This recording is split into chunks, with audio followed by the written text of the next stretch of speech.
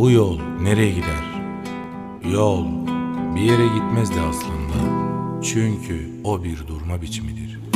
Uzun ince bir yoldayım,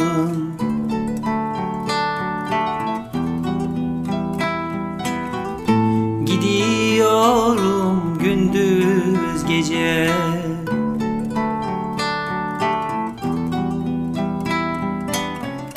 Bilmiyorum ne haldayım, gidiyorum gündüz gece, gündüz gece, gündüz gece, gündüz gece. Ve hüsran çok sanat müziği bir kelimedir. Yol bir yere gitmez. O bir durma biçimidir. Yol yolla gidilebilir yare, yoldan çıkılabilir apansız ve ömür bitebilir yoldan önce ama yol bir yere gitmez. O bir durma biçimidir.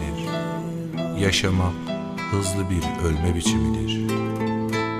Düşünce ışıktan yavaşsa erken gidilmelidir. Gerdan sözcüğüne bir kuyumcudan da rastlayabilirsin, bir kasapta da. Kalbin sızlamaz kuzu yüreğini vitrinde görünce, o bir beslenme biçimidir. Ama korkarsın kurduğu sevdiği havadan, ayakkabı yaparsın yılandan. Yol bir yere gitmez, o bir durma biçimidir. Her garanti istersin hayatta, oysa ölüm ve yaşam arası uzun, malum, ince bir yol. Bir yere gitmez, çünkü o bir ölme biçimidir. Dünyaya geldiğim anda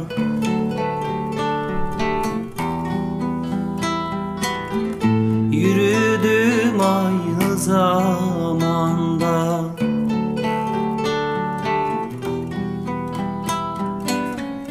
İki kapılı bir handa gidiyorum gündüz gece, gündüz gece, gündüz gece, gündüz gece.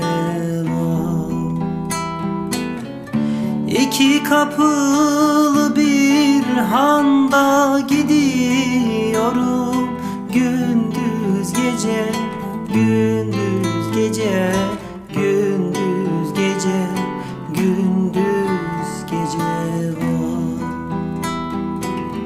İyi yolculuklar denmez bir gidene. Yapılamaz çünkü çok yolculuk bir seferde. Yolcu denmez her gidene. Herkes o yolun taraftarı olmayabilir. Hiçbir sürgün gittiği yolu sevmez mesela. Yol bir yere gitmez. Çünkü o bir susma biçimidir. Soğuk bir taşıtın,